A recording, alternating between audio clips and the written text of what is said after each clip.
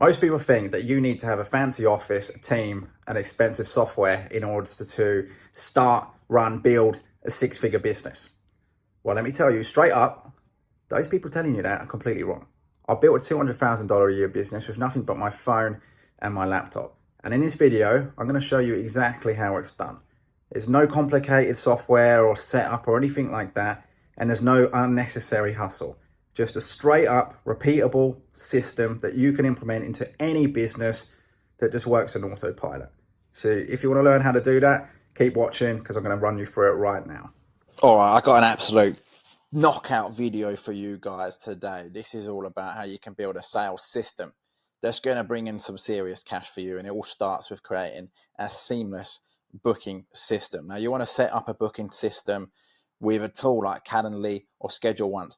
From day one, I always use Schedule Once, but Calendly actually is probably much better because it's cheaper for you. Actually, I think it's free compared to Schedule Once. I was an idiot at the very beginning, but I've just used it so long. I've been spending Schedule Once. It's still a good tool. There's way more advanced features on there. But if you're just getting started, Calendly is going to be everything that you need to start booking meetings. And then what you're going to want to do is set it up in a way so that you can let people pick the times that work best for them. Now, obviously, you want to make sure that the only options available are ones that suit you as well.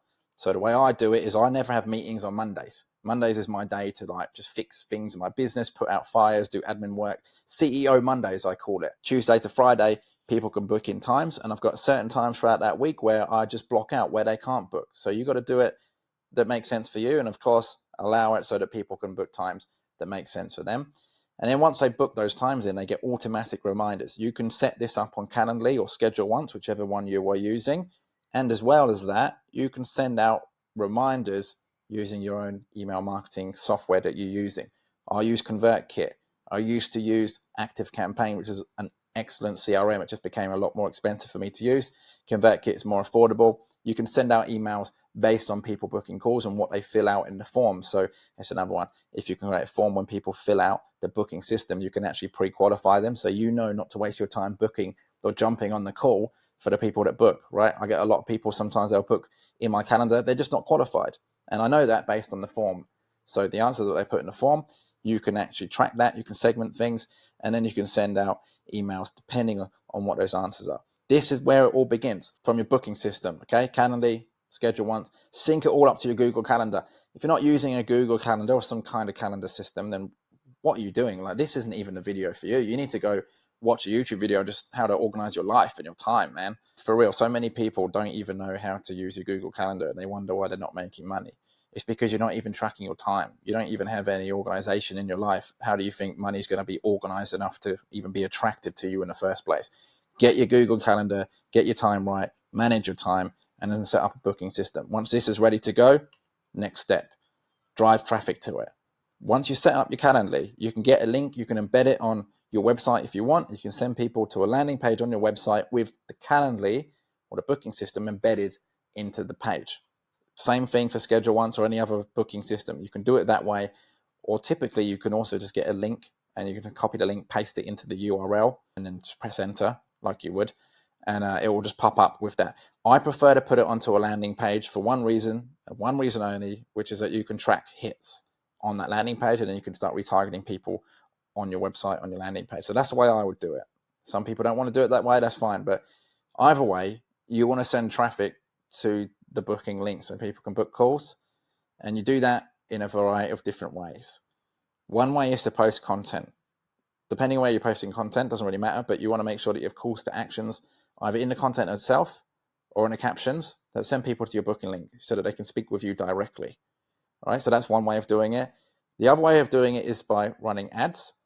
So you can run ads that talk about the product or the service that you offer, and then they can book a call for a demo, and they can book a call to, buy the thing from you, or find out how you can help them. It can be a discovery call, strategy session. You can frame it in a lot of different ways to get people to actually book the call. But those are two ways, okay? So posting content, running ads, they're kind of similar. Sometimes your best pieces of content, especially if it's a video content or a video piece of content, you can run that as an ad. And then that is going to be the thing that's going to get you the best results because you've already got a really good high-performing piece of organic content. You may as well run it as an ad because it's just going to perform better. You're putting it out to more people. That way you're going to get more book calls in because you already got something that's already organically working. you may as well just double up on that by putting some money into it. So those are two ways of doing it, getting traffic to your booking page. Another one is just from DMing people. This is the number one way that you're going to get meetings booked in. DM 100 people a day. Okay, if you're not doing that, there's going to be a problem. You need to be doing it. The biggest companies in the world have SDRs. They DM people all day long. They send emails, they send messages, they cold call if they have to. You have to have a system in place to be doing this, because if you're just creating content, it's not necessarily going to get you the results you want. It might eventually after a long period of time and a lot of consistency, but if you want to start booking deals now, if you want to start landing some deals that are going to bring you in some revenue so that you can make some money, just DMing the source is the best way to do it. DMing a specific type of person who you know is your ideal customer is going to be the best way to do it. And you're going to obviously need a bit of a DM system or a process or a framework around that, which I can share with you in another video. But those are the main ways for you to get traffic to the booking system. Now, another way of doing it is via lead magnets. Okay, so when you're creating content, you don't always have to try and get someone to book a call, because it becomes a bit monotonous and people get sick of it. Like, no, bro, I don't want to call you all the time. I don't want to book a call. I don't have the time, especially if you're trying to go for the high level decision makers in whale accounts. They just don't want to jump on a call with everyone. They're getting pitched all the time. So what can you do as an alternative? What I found to work really well is to leverage lead magnets. Some people can argue that a lead magnet is just content. It can be organic content, but lead magnet is a little bit more than that. It's more about getting someone's email. So in order for them to get the thing, you need to get their email. Okay. A lot of software companies will do this with like a free trial. But if you're a coach or consultant or, service-based business, maybe you want to offer a free book or a PDF, free training, webinars, guides, things like that, free courses. You want to offer something that is valuable enough that's going to get someone to give you their email so that you can send it to them. That's really the idea here. It's got to solve a big problem. But until they get to that big problem, there's probably smaller ones that they're going to have to deal with. So it's much better to build trust on the way to that big problem. And you do that by creating lead magnets solving those problems. And so when you do this, you're using leads magnets as a way to get people into your ecosystem, or you can call it your sales funnel. Okay, but once they're in your ecosystem, you've got their email, you've got their details. You can follow up with them via email automatically if you need to. You can send them more valuable content. If you know that they downloaded one lead magnet that solves a problem, if you've mapped out the journey of a potential buyer going from like the small problems to the big one where they eventually buy a big ticket deal, it means that you can send them other lead magnets that help them solve the next problem. And then after that, there's another problem that shows up. So you can help them solve the next one. And you can just continue along that line, ascending them towards your higher ticket product or service. Another way that you can make sure that this is all totally optimized is you can segment the leads based on what they choose in order forms or qualification surveys. So when someone books a call, they fill out a survey with me, and then they go into different pockets or different email sequences depending on the answers to those questions. Some answers will tell me that they're totally unqualified, in which case we just immediately reject them. Other answers will tell me that they are qualified, and so they go through different systems and sequences. Okay, so you can do it that way. This will work automatically without you having to worry about it. So that all you need to do is send traffic to either the lead magnets or the booking links, and just focus on creating good content and making sure that you have a good product and service whilst everything else works in the background. So for example, the way that I've set things up is that I've got a price guide that I offer people if they're interested in buying our physical video mailers. So instead of me having to email this for people all the time and having to have those conversations, we just have a simple page where we can drive traffic to, and you can just opt in. Once you give us your email, you get sent the price guide, and then we've got your email so that we can send you more valuable materials. Have you noticed that I'm not telling you to sell anything, by the way? It's always about giving more valuable stuff. If you get the price guide, the next thing I'm going to try and offer you is a sample. So why not get the sample of the video mailer, right? So I want to try and ascend you, but I'm also sending you emails that is going to explain how to use the video mailers to book meetings. What other use cases do video mailers have within your business? How you can use it to grow your business? What other companies have used video mailers? What do video mailers look like? How do we track video mailers? These are all different lead magnets, all different pieces of content. And if the content is on YouTube, I can just link you in the email directly to YouTube, right? So that you get to watch that video that's already there. So not only is it organically on YouTube for people to search for and find, I'm specifically sending people who come into my email list to those pieces of content that I know is going to help them. And so this is how you can set this all up. And it's all automatic. It's a complete email automation that's done for you, right? So once you set it up, it just works in the background. With this done, you can totally remove all the effort and the time it will take you to worry about emailing people all the time that come into the ecosystem. That can all be set up automatically. The next thing that you're going to want to do is delegate the outreach with a trained virtual assistant, because that is going to take up a lot of your time. At first, you need to be doing it yourself, because if you start a business or if you start trying to book meetings, you've never done it before, outsourcing this to someone else is not going to be the right way forward, because someone else doesn't know your business or your goals, your products, your services, or the companies that you're partnering with to try and book meetings for them. They don't know any of that. So you need to be able to have your own process in place. You've got to figure it out yourself. If you need help figuring it out, click the link in the description below this video. There's a free course that will give you way more information on that. I can't stress enough, before you outsource anything, make sure it works for you. And then when it works for you, you can start training your virtual assistant to send those messages, to send any manual emails you need, to send WhatsApp messages, to send or call people, right? To do follow-up calls, cold calls, warm calls. Because it's not always just about messaging people. When you're following up with someone, typically you need to reach out to them 10, 12, 15 times. This is what some of the bigger software companies are reporting in the B2B space, that you need about 15 touch points before someone even books a call. Now, this might not be the case for you if you're not selling software. If you're in a different industry, it might be a bit easier. You might not need as many, but assume that you have to send out 15 different touch points. That means emails. It means phone calls. It means WhatsApp messages, Telegram messages. It means DMs on LinkedIn, on Facebook, on Instagram. It means content that people have watched. It means time spent with you if they're watching that content.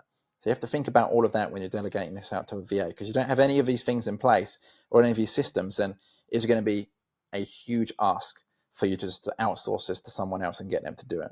But eventually they can do it, right? If you have all of that in place, they can handle all of your follow-ups. You can give them your scripts, you can give them your templates. This will just allow you to free up so much more of your time so that you can focus on more of the big picture stuff, so that you can create content, or so that you can think of new offers, new ways to book the meetings, or just new reasons to speak to people. Then you can just track your VA's progress through spreadsheets or tracking tools. There's a bunch of different ones. I just use a spreadsheet. Some people like to time them and everything, but totally up to you, depending on the type of manager that you are. By freeing up your time, you can then invest it in the more important stuff. And that's what really this comes down to. And ultimately, you're going to want to get people booking calls, right? So in order to do that, you need to create offers that solve specific problems for your clients that they can only really get if they book that call. This is why a lot of people frame it as a strategy call or a discovery call, because it's like, if you jump on this call with me, I can give you more personalized advice that's going to be specific to you and your problem and your position and your situation. And then on that call, we can come up with a solution for it that's, again, specific to you, right? So this is how a lot of people book those meetings. It's like a very framed way of dealing with someone's specific situation. So if you can focus on creating offers around that, you're going to get a lot more people booking calls. And then when they're on the call, actually help them, focus on getting them the results throughout the cycle of getting them on the call. So through all the lead magnets, through all the content. And then when they jump on a call with you, continue to do that, continue to add value, solve their problem, actually help them, but offer them the added option of working with you, paying you money in order to solve it faster or more efficiently. Because there's a few ways to look at it. You can give someone all the information that they need, and they might make mistakes, even if you give them all the right information. So it's much better if they work with you, because you can actually help them solve it specifically. A lot of people worry that if they give them all the information to this potential customer, that they're just going to walk away and do it themselves. Well, it kind of depends on what your offer is, but it's not always the case. You know, even when I make videos like this on YouTube, a lot of people don't take action on half the things that I say. Even myself, when I was doing this and learning this for myself, I didn't do all of it at once. It takes time to learn it and to do it. You have to make mistakes, but it's much better if you can work with someone else that can just help you solve those problems faster and better. By the way, guys, I got a drill in the background. There's a building that's going up, banging, drilling. If you can hear it, I do apologize. That's why I got the microphone. It is what it is. This building's been going up for a while now, and it's pretty much right next door. So there's nothing I can do about it. I still wanted to get this video out for you, so whatever, we push on. And so, yeah, what you're going to want to do is just test different offers all the time, see what people respond to. Try and get reply backs on your emails, try and get reply backs on your DMs, see if people are booking the calls, and then adjust based on the data.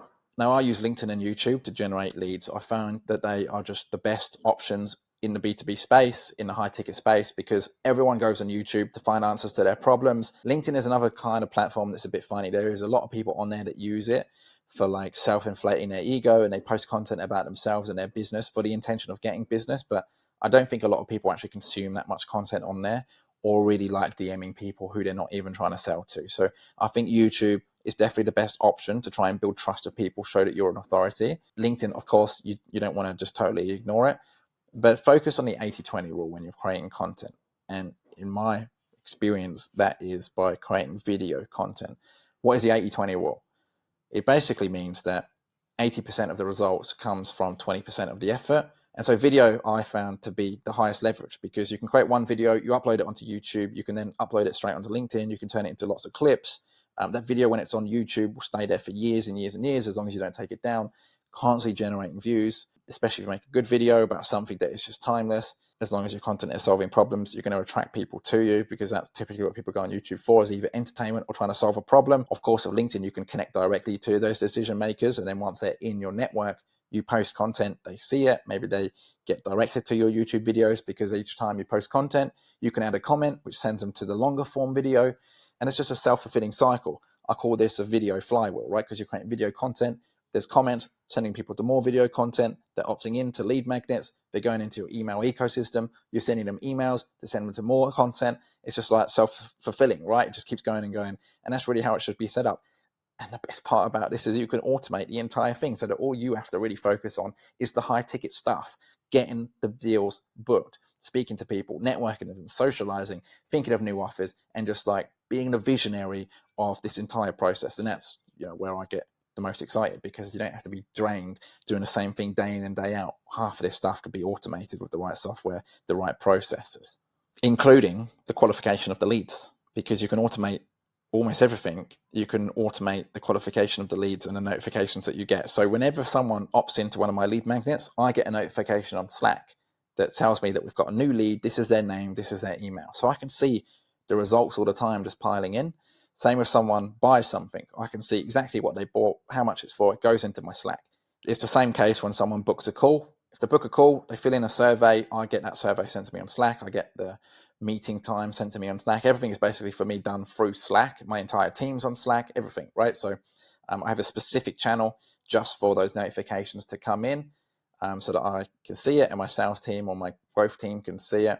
And it just makes everything so easy. You get to stay updated with everything. Zapier is the way that I've been doing this. Zapier is just like one of the wildest tools. Whoever made this is a genius. You can use it for anything, and it just allows you to automate pretty much anything that you want in your business. So even if you're not building a business, you're just trying to book meetings for yourself, or you're partnering with companies and you want to get paid commission and referral fees, using Zapier is going to save you heaps of time if you're doing something repetitively, but you can automate that process. It's just a tool that allows you to save heaps and heaps of time. Absolute lifesaver. If I could be an affiliate for them, I definitely would. But yeah, shout out to Zapier for saving me a heap of time. Filter and reject unqualified leads relentlessly, guys.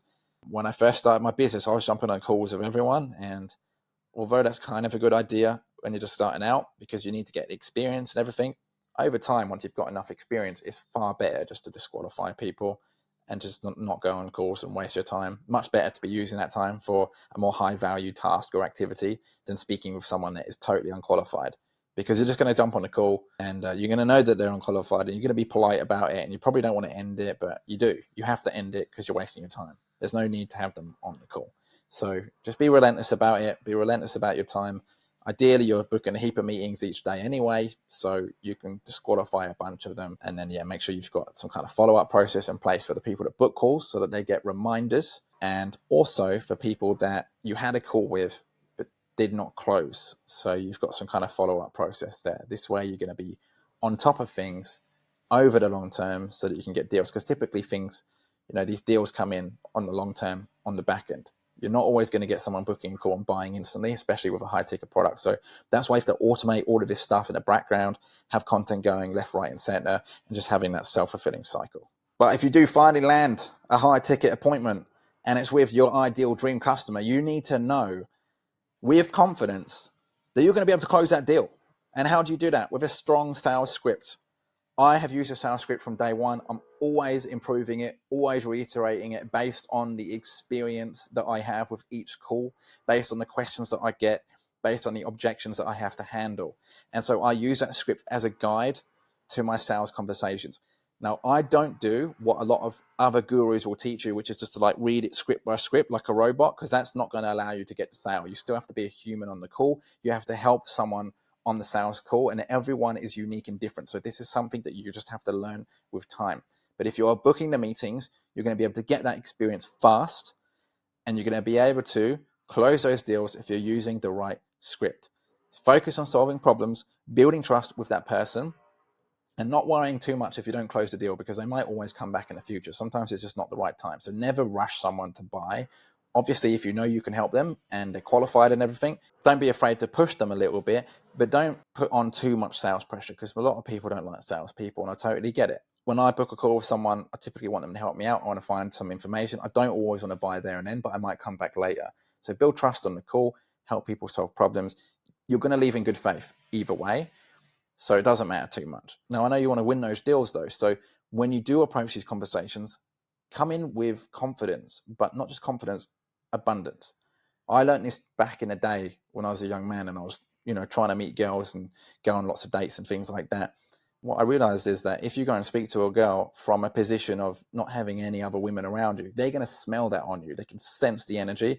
But if you come in from a position of abundance and it's like, hey, I want to talk to you because you're cool, but it doesn't matter. I've got other girls in my life. I just want to see if you're cool. If you come in from that angle, then they can smell that on you and it's just much better for you. It's just going to work way better. So it's the same concept when you're having sales calls, which is even if you are not making any money and you're not closing any deals and everything just seems really, really bad, just come in from a position of abundance and just fake it. Like, yeah, I've got all this money coming in. I've got all these sales calls. It's all good, because you're just going to show off that energy. It's something undescribable, very difficult for me to explain, but trust me, coming from a position of abundance is just going to help you way more than if you come from a position of neediness, because people could really smell it on you. And then because you're coming in from abundance, you're able to follow your script. You're able to lead the conversation toward the sale and actually presenting your offer as the best solution. And then you can present your solution as the one thing that's going to help them bridge the gap. Because that's ultimately what sales is. You're just bridging the gap. It's like, okay, well, you're over here on, part A and you want to get to part B. How do we get there? Well, it's through my solution. So you want to be able to bridge that gap in your sales script. Practice this daily. Practice your script. Make it sound natural. Be confident. Come from a position of abundance. And when you're on these sales calls, think of yourself as a little bit like a doctor. You want to ask people where it hurts. So does it hurt here? Does it hurt there? Figure out where the pain is so that you can solve that pain with different features of the product or service that you're delivering. I can't give too much details on this video because it's going to be way too long. But if you want more help on this, there's a link in the description below this video. There's a free course you can get access to if you click that link. And then if you want, you can also get more help from me directly. I can help you specifically with your offer and your business and your problems. But go and check out the free course first, see if you like it, and then you can make that decision. And if you've got any questions, let me know in the comments below, and I'll see you in the next video.